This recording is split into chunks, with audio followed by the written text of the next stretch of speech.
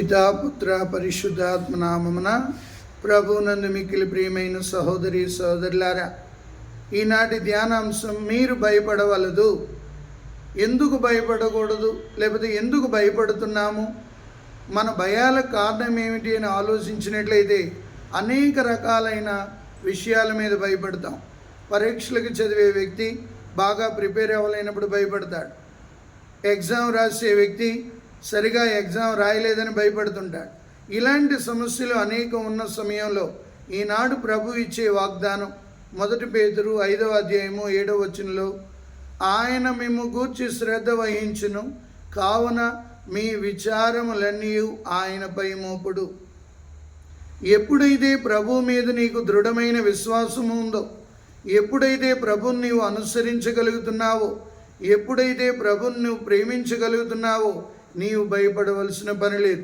సమస్యలు ఎటువంటివి వచ్చినా, కష్టాలు ఎటువంటివి ఎదురైనా, శోధనలు ఎటువంటివి ఎదురైనా, ప్రభుని ఆనుకొని ఉన్నవారు లేక అంటి పెట్టుకొని ఉన్నవారు వారు భయము చెందవలసిన పని లేదు. అందుకే పరిశుద్ధ గ్రంథంలో 366 సార్లు మీరు భయపడవలదు అన్న మాట వ్రాయబడి ఉంది.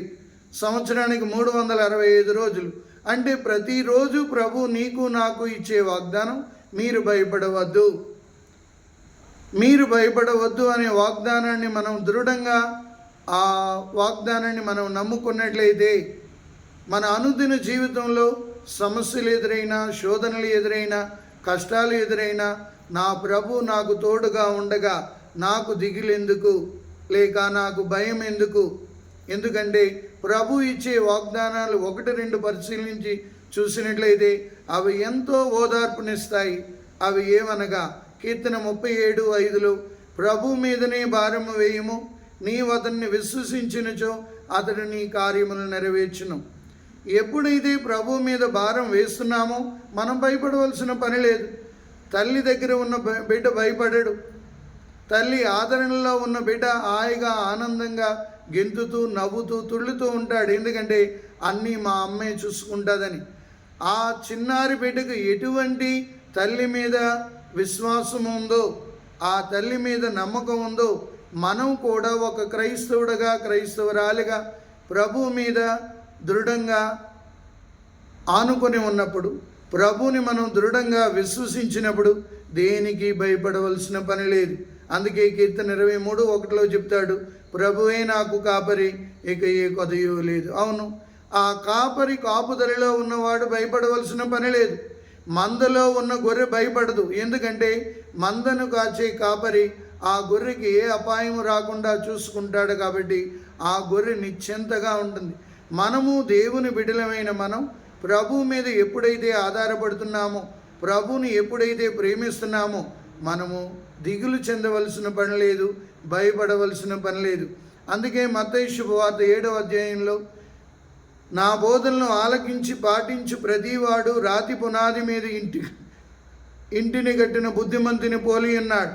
జడివానలు కురిసి పెనుగాలులు వీచి వరదలు వెల్లువలై పారిన ఆ ఇంటికి అపాయము కలగదు. అవును ప్రియులారా, ప్రభు మీద ఆధారపడినప్పుడు, ఆ ప్రభుని విశ్వసించినప్పుడు, ఆ ప్రభుని మన హృదయంలో ఉంచుకోగలిగినప్పుడు,